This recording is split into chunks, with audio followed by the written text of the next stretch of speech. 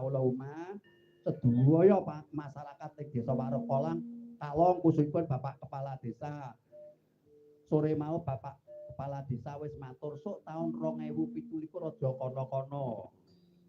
Sing tek goleki kaya ngapa duwe kepala desa bagus tur ganteng wicaksana. Dasare Bapak Kepala Desa Waruk Kalong kuwi was piyayine jan blaster. Sapa Pak?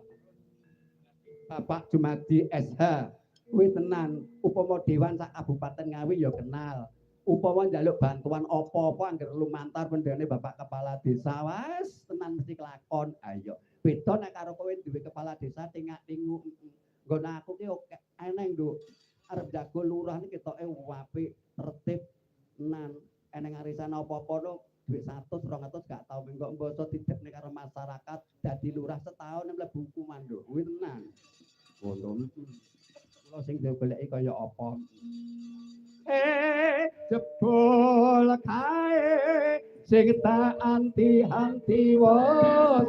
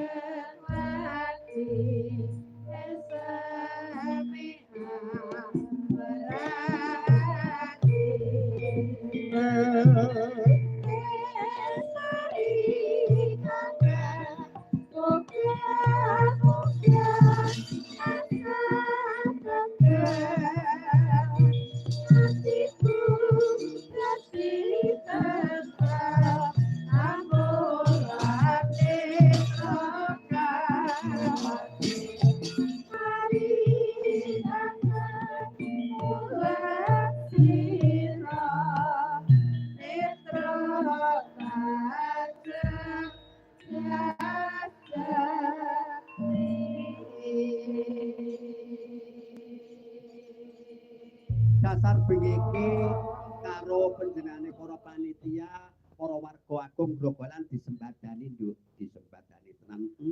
Ora gemen-gemen waranggana bengiki sing kepareng rawuh ana 5 Ciro Lu Patmo 6 karo sak penyanyine. Ayo mangan-mangan bakar mangan alon-alon. Tak senengi ya ngene iki lho. Mangan alon-alon rasa kesusu.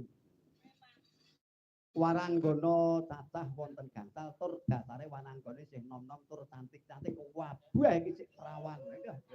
Kurang mambu apa-apa kabeh. Jaim. Dikenalke upama takon nyandak mik ya ora penak ben dahar, ora penak mesake wong lagi mangan-mangan kok diganggu. Ayo. Sing pinggir dhewe iki mepet kalian kula niki anak kula wadon asmanipun Mbak Lintang Asmara. Alun. Nek nang Asmara ya mau alun jare Mbak Lintang alun. Menika tesih kelas 3 SMP Karangjati. Aja. Gentos kiwane menika paringi asma Mbak Elvina. Mbak Elvina. Menika taksih kuliah wonten ing Solo. Wis semester piro ndang diweni sudah sampeyan terus ndang rabi. Iya. Kuliah. Ana ing Solo. Ana isi biyen sampean ya kok ya neng Solo aku biyen. Neng apa? Internet. Genti kiwane. Asmane Mbak Aya. Daleme saking Paron menika tasih kuliah wonten ing Yogya. Ing Yogya nggih kuliah nggih. Waduh. Nek iki jan teguh patare gak duwe saiki. Tenan. Iki lho Mbak Aya iki tenan iki. Iki kuwi angger roh wong lanang, dikiti wong lanang niku. Tenan Mbak Aya iki. Dijawil wong lanang nyebut asmane Gusti Allah. Ya ampun. Basa dikeloni sesuk neh ya, Mas. Iya.